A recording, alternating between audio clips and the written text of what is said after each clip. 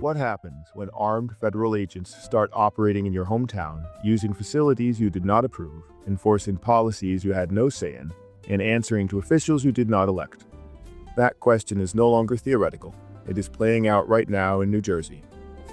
A 6-year-old girl stands crying outside a Morristown laundromat on a Sunday morning.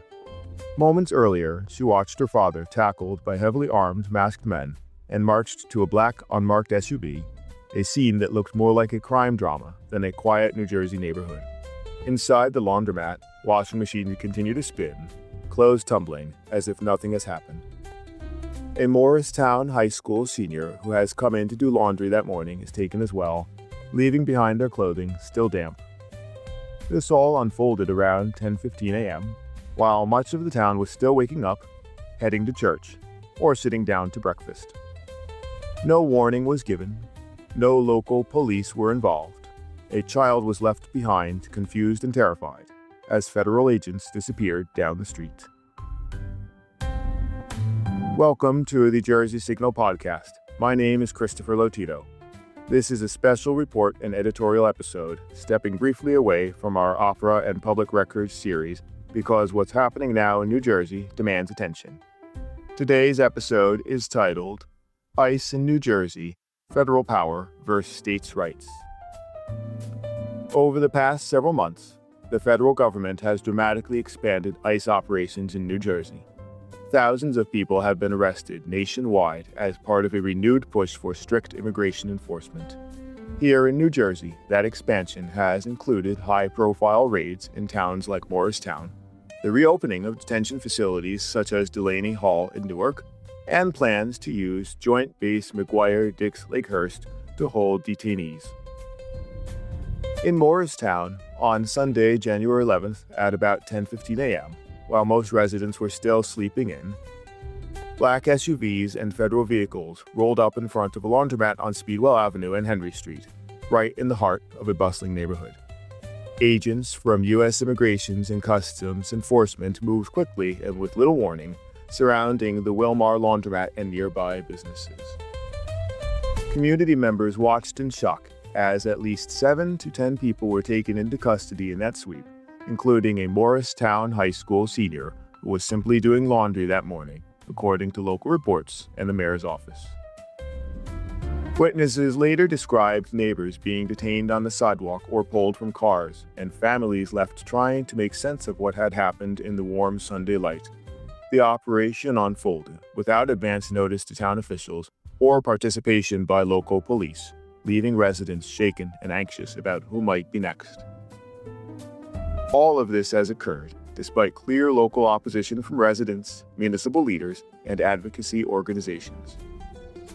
To understand why this matters, we need to talk about a phrase that has become deeply uncomfortable in modern political discourse: states' rights. For many Americans, the term is immediately associated with some of the darkest chapters in our history, including segregation and resistance to civil rights. That history is real, and it should never be minimized. But allowing that history to permanently poison the concept of states' rights does something dangerous.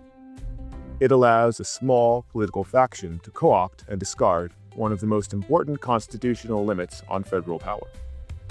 Federalism was not an accident. The founders designed a system where states would serve as a check on centralized authority, especially when enforcement power became detached from local consent and accountability. That concern is not abstract today. New Jersey has over 560 municipalities and more than 500 local police departments, in addition to county, state, and special jurisdiction forces. These agencies are staffed overwhelmingly by people who live in New Jersey, are trained under New Jersey standards, and are funded by New Jersey taxpayers. Residents have spent decades building systems of transparency, oversight, civilian review, and local accountability around those departments. When the federal government deploys ICE as a heavily militarized external enforcement force, it bypasses all of that. There is no local oversight board, no municipal budget process, no county prosecutor with authority, and no voter recourse. and the consequences are no longer hypothetical. Earlier this year, Renee Good was fatally shot by an ICE officer, a case that has raised serious questions about the use of force, accountability, and due process. The Constitution guarantees the right to due process and trial. The legal standard in this country remains innocent until proven guilty.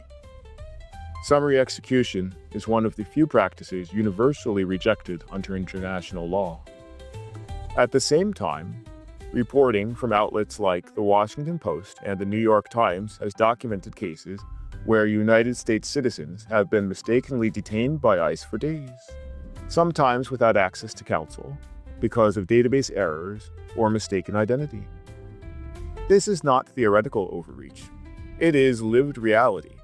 And it is happening while New Jersey remains one of the most immigrant-dependent economies in the country. Roughly 2.3 million immigrants live in New Jersey, making up nearly 1 in 4 residents. This includes about 993,000 non-citizens, nearly 475,000 of whom are undocumented, who still paid an estimated $1.3 billion in state and local taxes in 2022, supporting schools, roads, and essential services statewide, according to New Jersey Policy Perspective. These are not abstract populations. They are construction workers, healthcare aides, warehouse employees, restaurant staff, entrepreneurs, and caregivers. Disrupting entire communities with federal raids does not just affect individuals. It destabilizes local economies, families, and trust in institutions. And it undermines years of work New Jersey has done to improve transparency and accountability in policing. If this kind of reporting matters to you, please take a moment to follow and subscribe to the Jersey Signal podcast and consider supporting the Jersey Signal Project on Substack. Independent reporting on power and accountability only works if people choose to sustain it. Some will point to unrest elsewhere in the country, including violent clashes and breakdowns in Minnesota, as justification for expanded federal enforcement. But New Jersey is not Minnesota.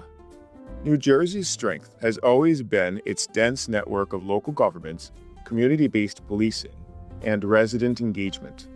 When Washington overrides that structure with external force, it does not create safety, it creates distance. Legal experts across the political spectrum are now raising alarms. Former federal prosecutors have openly questioned the scope, strategy, and constitutional footing of these enforcement actions.